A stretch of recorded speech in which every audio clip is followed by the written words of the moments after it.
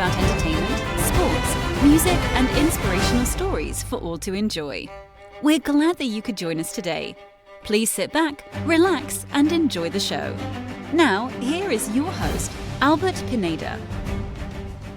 Welcome, everybody, to the Casting for Fun podcast. I am your host, Albert Pineda, and this is going to be a special bonus episode being released on Thursday, August the 4th. This is part 2 of my conversation with Eddie Ramirez. In this part of our conversation, we're going to be discussing summer blockbusters, past and present, all the movies that we've enjoyed over the years and what fun times we've had going to the theater. I do want to make a quick correction from the previous episode. I made a mistake when it comes to comic book news, and that's unheard of with me to make such mistakes. I definitely want to make sure I get all my facts straight, especially if I'm going to be doing a comic book themed episode with my good friend Peter Hauge very shortly. The Daredevil Born Again comic book series was not written by Neil Gaiman. It was written by Frank Miller. So I wanted to make that correction so that any comic book fans who are also fans of my podcast listening will understand that, yes, I did make a mistake. I apologize, and don't come at me. Okay, so here we go. This is part 2 of my conversation with Eddie Ramirez discussing summer blockbusters, past and present. Okay, so if we're done with Comic-Con news, I wanted to jump into some summer movie talk with you, Eddie. Okay, very cool. So I always just like to reflect on, movies that I've seen before, and it's kind of fun to after the fact do some research about it. And with the internet, like, facts can be so readily available for a lot of these movies that we loved as kids growing up. So I wanted to talk about some of my favorite summer movies. I mean, just in the interest of time, I only kind of narrowed it down to 3, even though there's like tons of summer movies that I could probably pick that I enjoyed watching in the theater. And of course, I definitely want to hear some of your favorites as well. So anything you want to share about that. So the first one I wanted to talk about was the movie The Rocketeer. I don't know, that one may be a little older enough if you've seen that one before. I've seen it, but not in theaters. I saw that definitely on TV a lot. Oh, okay, yeah. So it's on Disney Plus now. So people who want to watch it, it came out the summer of 1991. So I would have been 10 years old, turning 11 that summer. Starring Billy Campbell, Jennifer Connelly, Timothy Dalton, Terry O'Quinn, who played the real life version of Howard Hughes, the famous aviator. Yeah. So it's a really cool story that it's kind of based. There's some similarities between this and Captain America because it's the same director, Joe Johnston. The same time frame roughly from the Rocketeer was like in the late 30s before the US had entered World War II. Captain America is obviously during World War II. Right. The musical score is very kind of like reminiscent of each other, like very like majestic, like that feel of like Greatest Generation era music. So it's a really cool, fun movie based on a comic book series too, not Marvel or DC, but it is based on a comic book series. So those rare IPs that's not part of the bigger And then just a fun fact about that movie. So Timothy Dalton, really awesome, a former James Bond himself, plays the villain in the movie. Again, spoilers for a movie that's really old, but in case people just wanted to hear this fun fact about the movie, he is playing a Hollywood actor who is actually secretly a spy for the Nazis. And his character was loosely based on the Hollywood actor Errol Flynn, who played Robin Hood in the Adventures of Robin Hood way back like in the 30s, I think. Apparently, that actor Errol Flynn had also been accused of being secretly a Nazi spy, and he died without his name being cleared, which is kind of crazy. Whoa. Yeah, a little crazy fun fact about that movie. Yeah, that was fun. So his name was eventually cleared, but only everything after you said he was died. so new. I'm like, whoa, that's so interesting. Yeah, I really want to actually follow up on that on my own. Yeah, so The Rocketeer definitely is a really cool movie you can catch on Disney Plus. The next one I wanted to discuss is Men in Black. So I was actually curious for you, Eddie. Ever since the whole fiasco with the Oscars, has your opinion changed on Will Smith? I mean, you still enjoy his movies, or what do you think about Will Smith now? I mean, now going forward, post-slap, post-blip, maybe my opinion will change of how I am receptive to him. But we can't erase everything before that slap. I have great memories of his movies. Actually, on my list, I had 6 movies. One of them is Independence Day. Oh wow, okay, yeah. Like, I mean, come on, like that was like the biggest movie for me, like because it was just like I grew up watching Fresh Prince, and then I see him in theaters, and it was like right at a perfect time of like, like your preteen, teenage, and it's like bam, Independence Day, and it's like wow, like so I can't erase that. I'm never gonna like dishonor my good memories of that just because it's Will Smith. Like hell, like I mean, I'll throw it out there right now. Like Chris Brown, I love a lot of his music. I mean, but they had that Rihanna thing. Mm-hmm. But did I keep listening to his music afterwards? Not really because of that. Mm-hmm. But before that, I loved his music. So it's just one of those things where when you're ignorant is bliss a little bit, Mm-hmm. but once you kind of move the veil and it's like, whoa, okay, hold up. So that's how it is. Like kind of my overall feel. Like maybe going forward, I may not be as receptive, but maybe it's something where maybe the actions in public, he may change my perception before he makes content. Maybe he does things with Chris Rock, or they forgive and forget, or maybe not forget, but just move on. And yeah, maybe that happens. So too early to tell, because I can still hear the slap. So we'll see what happens. Maybe a year from now, things can change completely, and Will Smith does an apology tour, and we all forgive him for it. Who knows? Yeah, we'll see. Yeah. I think I'm in the same boat as you, Eddie. I mean, like whenever I hear Will Smith, like that's my immediately first thought is the slap. But I mean, it even takes precedence over his whole body of work. But that being said, his body of work up until that point was amazing and really great. In fact, I picked Men in Black because I think of all his summer blockbusters, I think that one's my favorite. Nice. In fact, for a while, he was kind of known as like the king of the 4th of July weekend because he would just have those massive hit after massive hit. Men in Black also is based off of a comic book series, which is really cool. It was published. Let's see here, my notes. What was the publisher? Arcel Comics. I'd never heard of them before, but apparently they were bought out by Mirage. Okay. And then Mirage was bought out by Marvel. In fact, if you actually look at the opening credits of the movie, it says it's based off of Marvel comic book, even though technically that's a little bit of a lie. It wasn't published by Marvel at the time. Yeah. But I guess Marvel had owned the company that had initially published them. They probably did like a re-release of the original content under Marvel to then say, hey, it's a Marvel thing. Yeah. They've done that. They've just to kind of erase the previous name. Like, yeah, you were there, sort of. Oh, actually, I made a mistake. Actually, the secondary comic book publisher that had purchased them was Malibu, and then Malibu was purchased by Marvel. Okay. But first release July 2nd, 1997, score by Danny Elfman, who does tons of really great musical scores for the movie. A couple fun facts about that movie, too. Chris O'Donnell and David Schwimmer were both actually front runners to play Agent J before Will Smith was cast.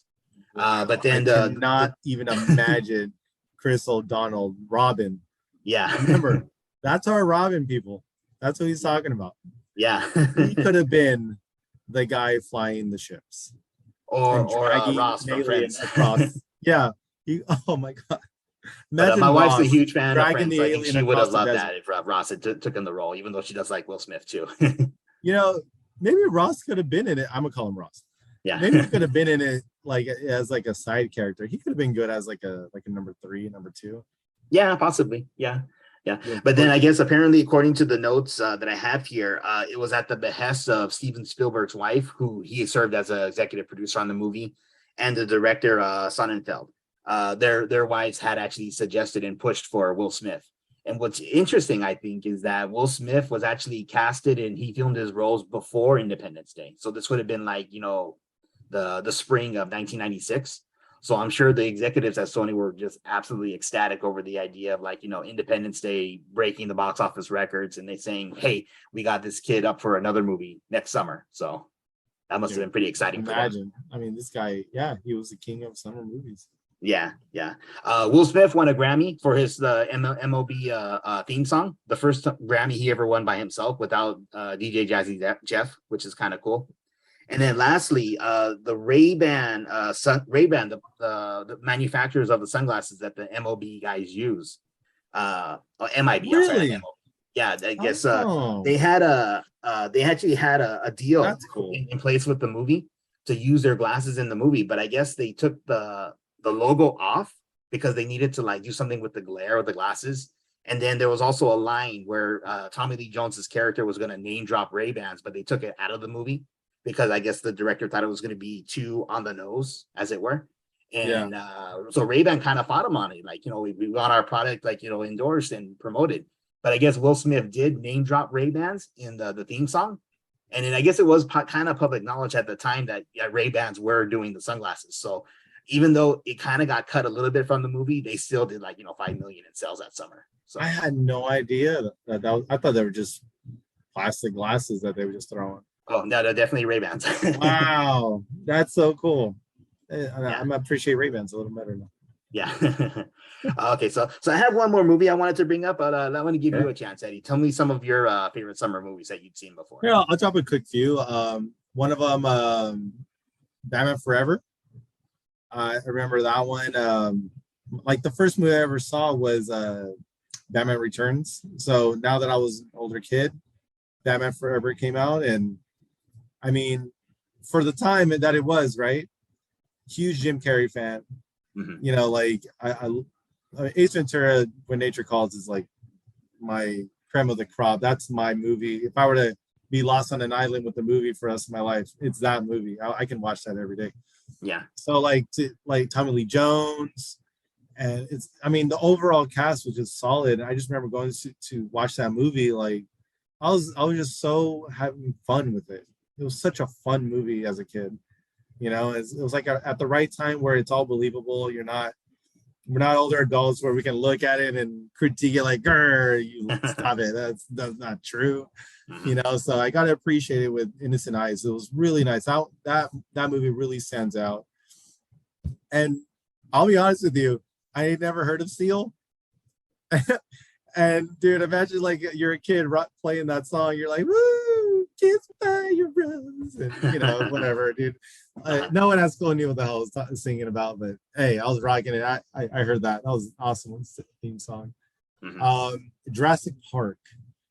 So that movie was the reason why I gained 2 big crates of toys.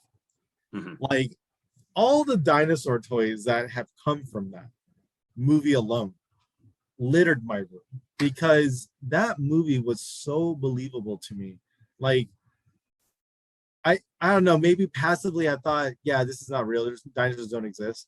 But then you see it, and then for what, an hour and a half, 2 hours, I believe dinosaurs could exist. Mm-hmm. No, right now. Like right now, there could be one down the street. That clever girl thing. It's like I never saw bushes the same for like a year. I'm like, oh my god, hide and go seek sucks right now. Like it's gonna be a little click sound, and I'm gonna get dragged.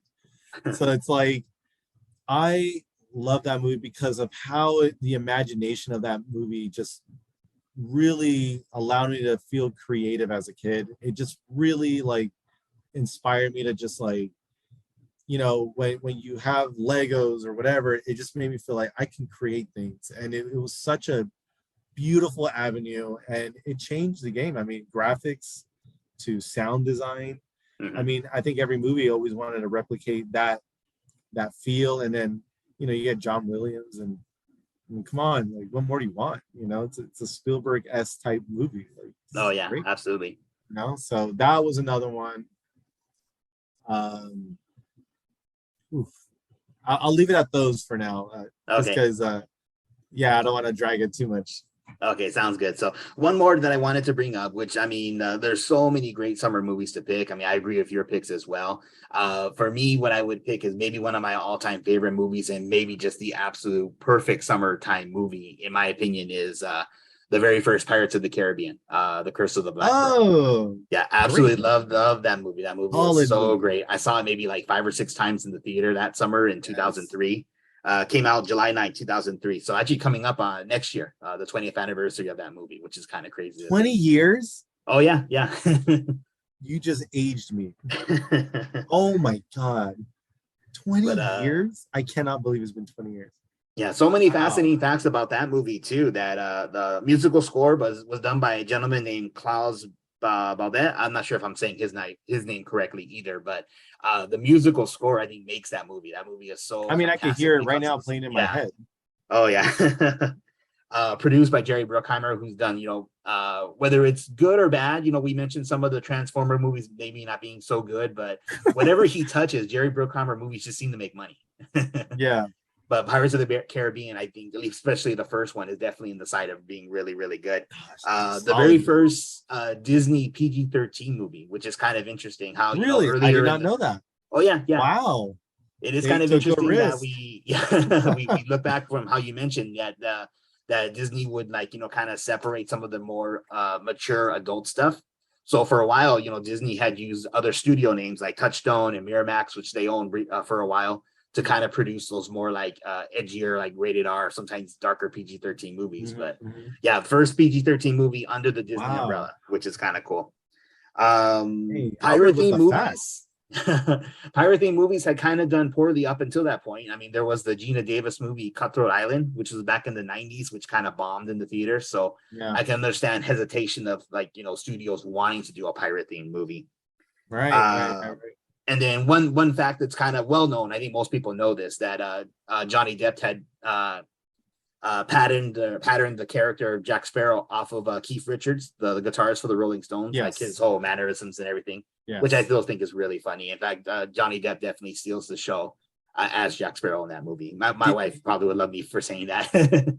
hey, did you know maybe I'm sure you've heard of it where before between in the promo so they've already filmed Pirates of the Caribbean, right? So every Yeah. time he was in done with filming his part of the movie, between the finishing touches and release, he would go to Disneyland and actually be one of the pirates and actually Oh act yeah. as Jack Sparrow.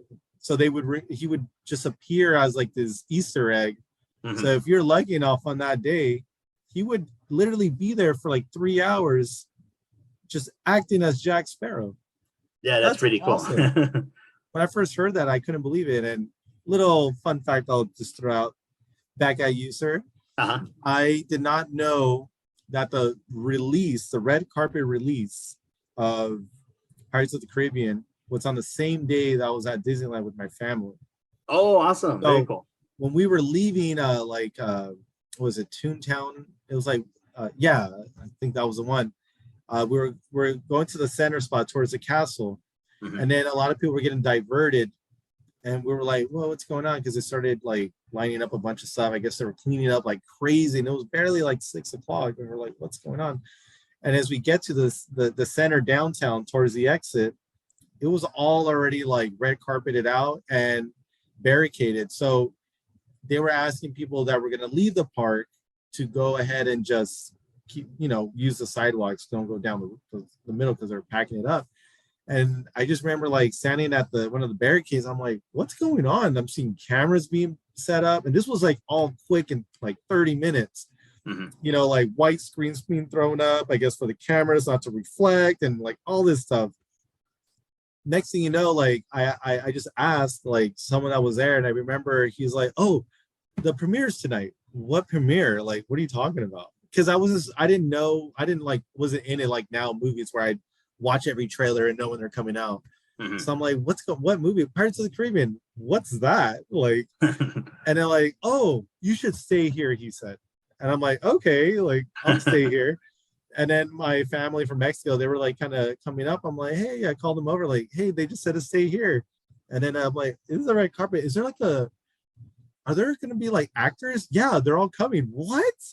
And then literally 20 minutes after that little self-discovery, everyone comes through. Like all the major stars, people I've never seen but before, some I've recognized maybe from TV or whatever. And I'm like, what the hell's going on? And then Orlando Bloom, I shook his hand. Oh, To very this cool. day. For those who know what I'm about to say, you're gonna laugh when you hear this. Orlando Bloom, to this day, I don't like him. Why? Oh. Because no, I love him as an actor, but he gave me a handshake as if he pinched my hand instead of a handshake because I was like, "Oh, Orlando Bloom, Legolas," and then he pinched my hand like ill. And I'm like, and he just moved on. I'm like, what was that? Like, to this day, I always knock him from like, oh, he never shook my hand. Like, he pinched my like index finger. Like, oh, horrible. But other than that, that was my introduction to Pirates of the Caribbean. They had the premiere right there by the boat. Oh, very cool. Yeah. And then 2 weeks later, I see the movie in theaters, and I mean, like you, man, like that movie was just phenomenal. Oh yeah, it's definitely one of my all-time favorites. I saw it this year, like probably twice already.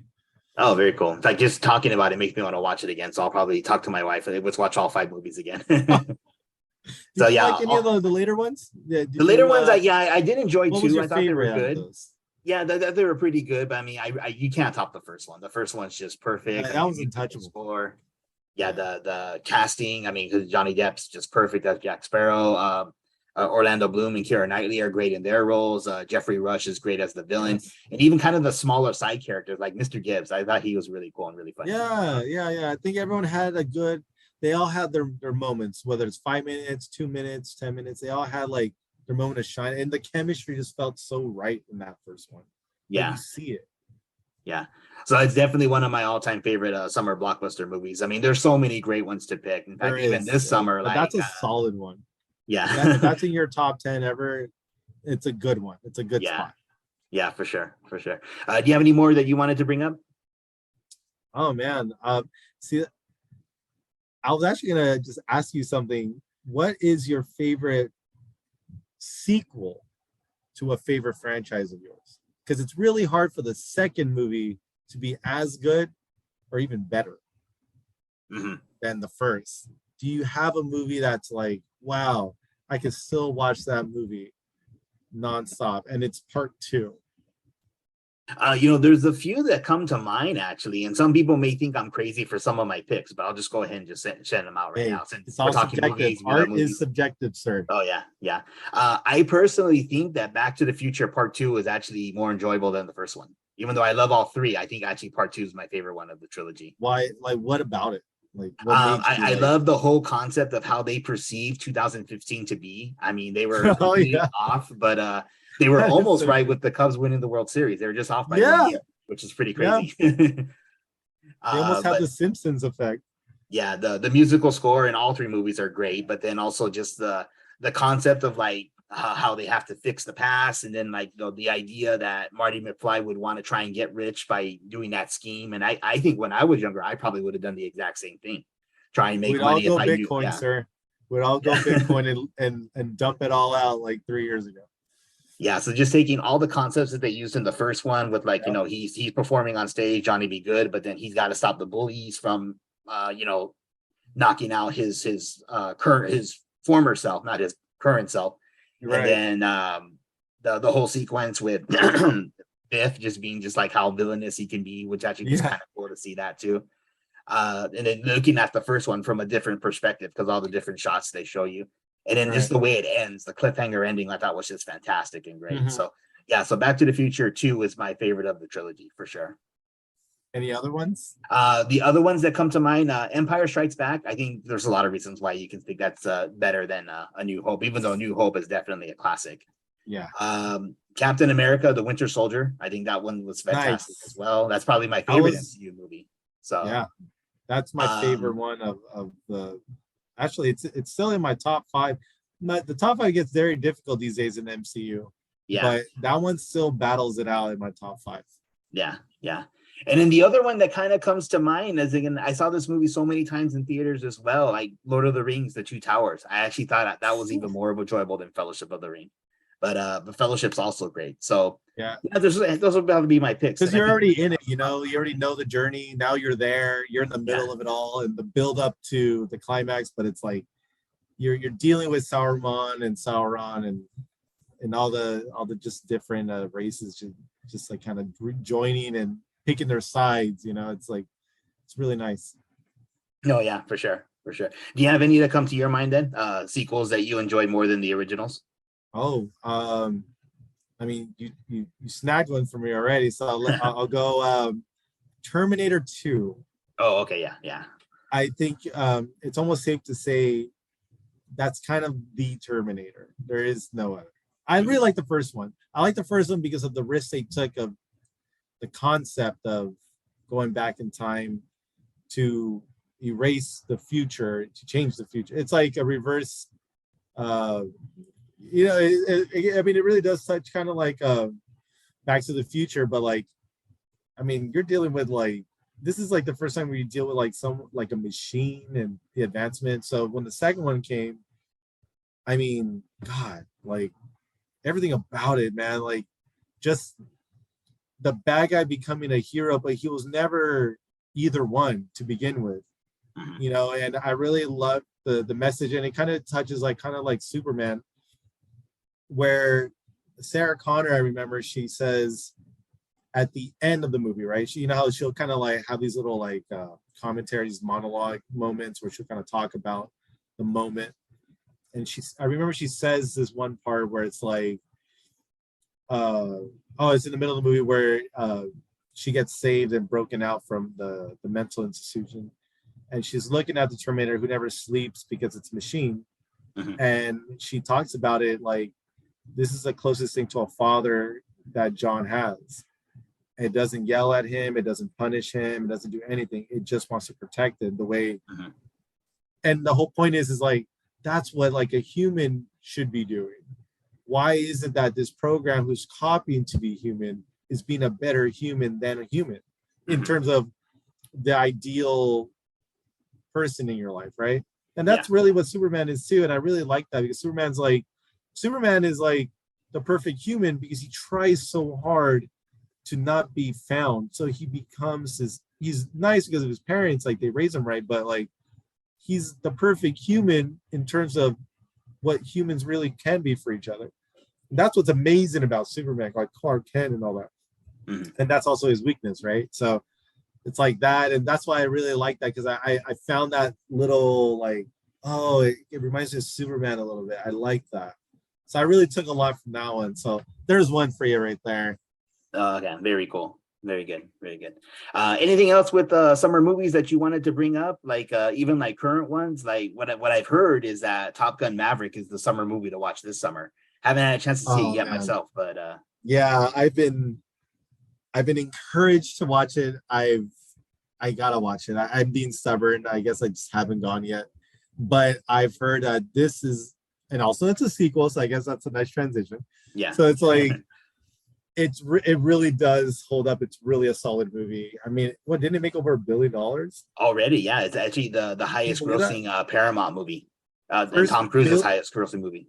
First $1 billion non-Disney related movie or comic book movie, non-DC movie in years. Yeah, at least since the pandemic started. So or since what? Maybe since Fast and Furious. I think that. I think so. Oh, I think you're right. Yeah. Or Jurassic Park, one of those. But like, but it's wild. Like that '80s movie. It came out in the late '80s, right? It was like 86 was the first one. Yeah. I remember it was like 86 or 87. So it was like, it really holds up. I mean, why not? So it's something I gotta watch. I definitely gotta watch it. I think someone that's gonna hear this episode is gonna start laughing because they know how stubborn I've been. So you know who you are. Yeah.